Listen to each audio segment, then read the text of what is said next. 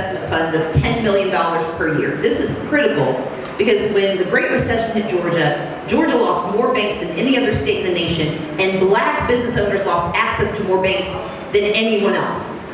Those banks disappeared, they did not come back. So you get an SBA loan, God bless you, because the bank isn't gonna write you that loan.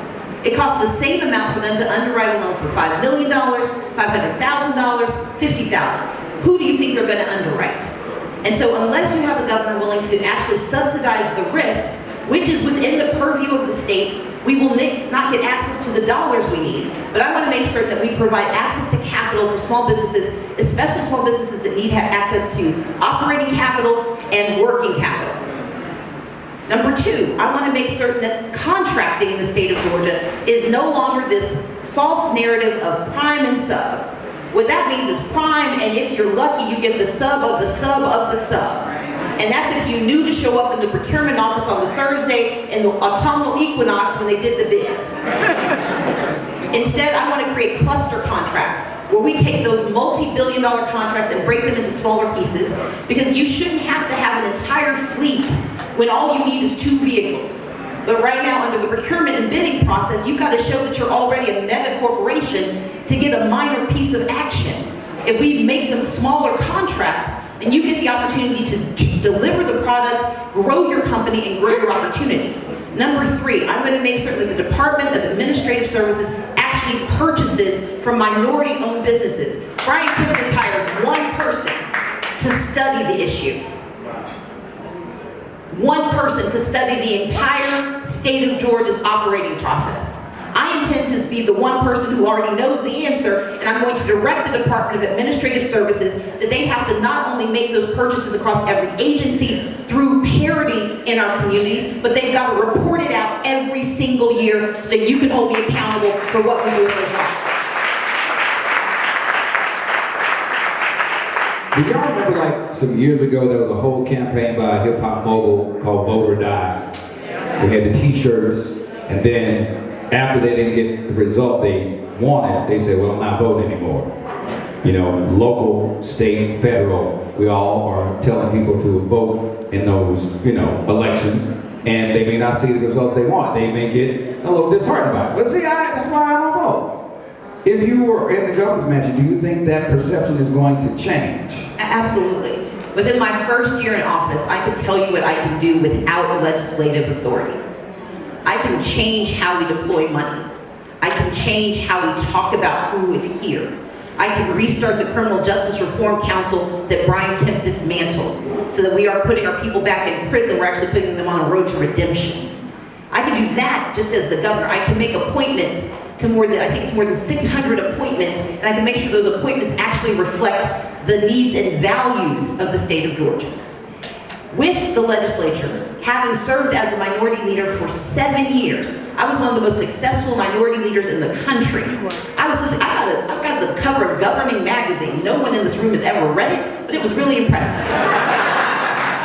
Because they wanted to talk about how effective I was at working across the aisle. It is remarkable to me that Republicans who relied on me, counted on me, and came to me have suddenly forgotten all about me because we were successful in a couple of elections. But I'm the same person. I'm having the same conversations. My values haven't changed. My vision hasn't changed. What has changed is our victories. But as governor, my goal is to serve our people, and that means being able to work with anyone as long as they're willing to do good. And as governor, I will expand Medicaid in the state of Georgia because Republicans need Medicaid expansion. Healthcare doesn't ask you what party you are. Poverty doesn't care. And so we're going to expand Medicaid. The second thing we're going to do is restore a woman's right to choose in the state of Georgia so we become an oasis for women's bodily autonomy in this country. We all know that you can go from if you live in DeKalb or Gwinnett, if you go 50 miles in any direction, you're going to go back 50 years. Y'all, it's a different type of life. I've never seen this type of racial divide just around the country since you know who went back to Mar-a-Lago, right? Because it used to be that it was hidden. It's not hidden anymore. It's blatant, it's in your face, is, yeah, and I said it and I meant it. How do you try to bridge the fact that we have some major issues in this state? Well, first we have to talk about them. One of the reasons my campaign has been so threatening, both the first time I ran and this time, is that I talk about race.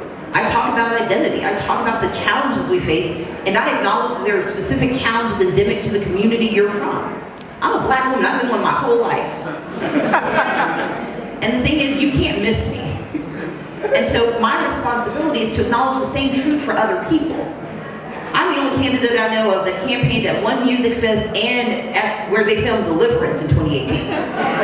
And in this election, I went to Raven County and Fannin County. I went to Franklin County and Forsyth County.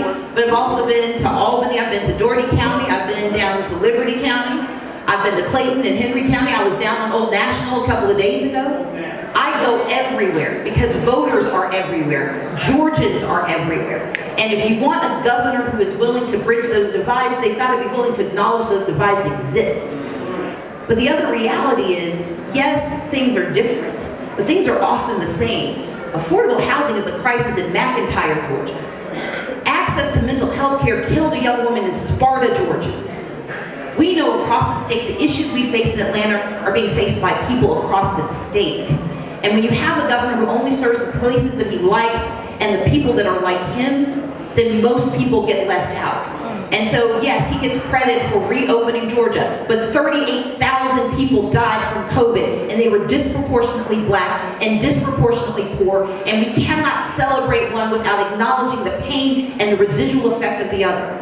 Yes, we have an economy that is strong, but we have too many people living in poverty or working multiple jobs just to try to make ends meet.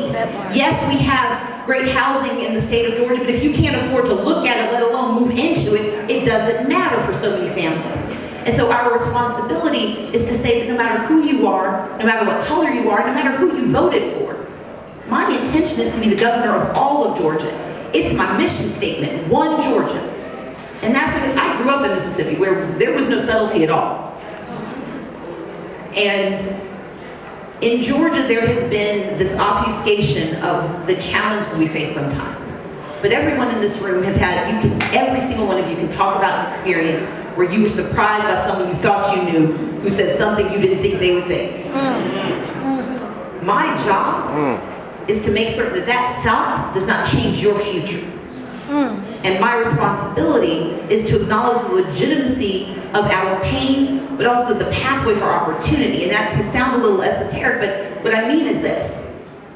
When I wanted to help grandparents raising grandchildren at the state capitol, Georgia we have one of the highest populations of kinship care. Basically, we all know somebody raising somebody's child because the parents couldn't do it.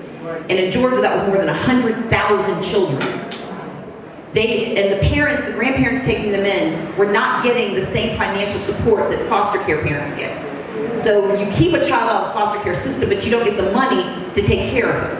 So I went to Governor Nathan Deal, and for 2 years, we were able to make changes using his administrative power, but we hit an inflection point where we needed money in the budget, and we needed laws to change so that grandparents and others could have access. To build that law, I needed someone on the Republican side to help me. Now, I could have had anybody help me, folks who were nice to me, folks who liked me. I asked for Tommy Benton. And most of you don't know his name, but you will remember that Tommy Benton was a state legislator who was stripped of his chairmanship because he said the KKK was a misunderstood militia. But I needed that bill to pass. And I knew that Tommy Benton had been raising his grandchild for years. I didn't allow his difference of opinion with me about my history to change the future of those children. And we got $24 million into the state budget. We passed the laws we needed to pass. And I'm willing to do that for a bill, and that's what I'm willing to do for the full state of Georgia. That's how we navigate this. By not dismissing the challenges, but by confronting them and finding ways to navigate them, because that's the only way we get the change we need in the state. Between you and your opponent. I care.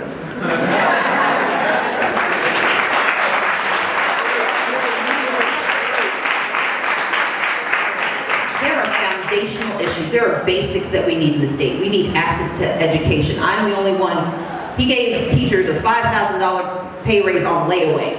I want to give our teachers I want our starting salary to be $50,000 and to give every educator an $11,000 pay raise. His response is that we can't afford it, even though we've got a $6.6 billion surplus. I want to make certain that we tackle the affordable housing crisis with the money we've got. I want to make sure that we actually expand Medicaid and create 64,000 good-paying jobs across the state. I want to make technical college free and restore need-based aid in the state of Georgia. I want to do all of these things and help us with our small businesses. And I know we can do it. His answer is to give the wealthiest Georgians handouts. He wants to take that very same money and give it to the wealthy again. The last time he did it, if you're middle-class Georgian, you got $193 from his last tax cut. But 50,000 Georgians got $500 million. I care about what we do with our money because I care about our people. And my budget says that we can take that $6.6 billion and treat it like a balloon payment. We can pay off all the interest, pay enough of the principal that all we're going to have to pay something every year going forward, but we paid off enough that we have stabilized it. We have fixed the roof, we've fixed the plumbing, we've upgraded the house, we've got those new appliances we've been looking at, and we are ready for the future. I care about the people of Georgia. I care enough to show up. I care enough to tell you what I'm going to do. I care enough to save our hospitals and save our people's lives. I care enough to tell the truth, even if it's hard. And I care enough to be in this space talking to you because I don't take you for granted. I don't write you off, but I do need to count on you to get me into office. Thank you all so much.